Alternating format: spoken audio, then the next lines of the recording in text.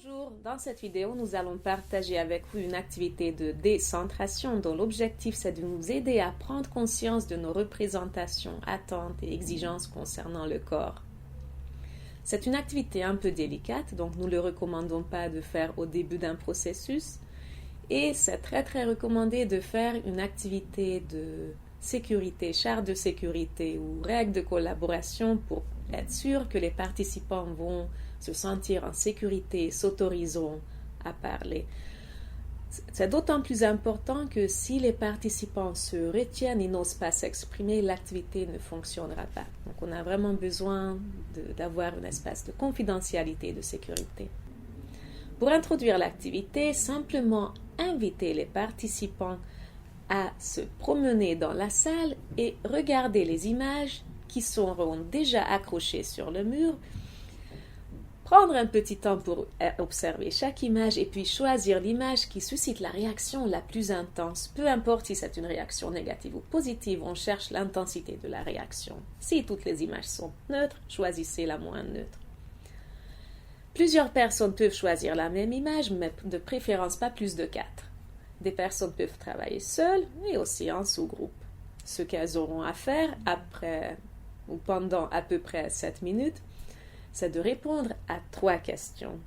La première question, comment l'image vous fait sentir? Quelles sont les émotions que vous sentez quand vous regardez cette image? Deuxième question, quel est l'élément visible sur l'image qui a suscité ces réactions? Troisième question, quelles sont vos valeurs à vous qui ont été touchées par cette image et qui se cachent derrière les émotions? À peu près 7 minutes suffisent d'habitude aux participants de donner les réponses aux 3 questions. Pour les personnes qui travaillent en groupe, elles n'ont pas besoin d'être d'accord, elles peuvent avoir des réponses divergentes. Avant de faire la collecte des réponses, c'est sympathique d'introduire le métaphore de l'iceberg. Vous pourrez prendre note de ce que les participants disent. En vous servant de ce métaphore, vous pourrez mettre les émotions au niveau de l'eau, les éléments visibles sur la partie visible de l'iceberg et les valeurs, normes et représentations en bas. Donc demandez à tour de rôle chaque groupe ou chaque personne de montrer son image et puis de donner ses réponses aux 3 questions en faisant attention qu'elles répondent à la question que vous posez. Si vous posez la question sur les émotions, elle ne devrait pas vous parler de ces interprétations. Donc, votre mission en tant que facilitateur ou facilitatrice, c'est d'amener précision et profondeur, d'aider les participants à pouvoir identifier les valeurs qui sont importantes ou pertinentes et même de prononcer une phrase entière sur cette valeur au lieu de juste dire la liberté. Donc, votre tâche en tant que facilitateur ou facilitatrice, c'est d'aider les participants à trouver profondeur et précision.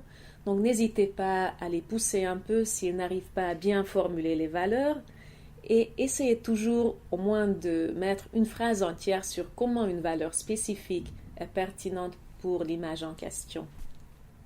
À la fin, pour terminer l'activité, on vous propose de faire un récap de toutes les valeurs et normes et représentations que vous avez collectées et voir comment ces normes influencent nos attentes concernant le corps parfait à partir duquel les déviations sont considérées négatives.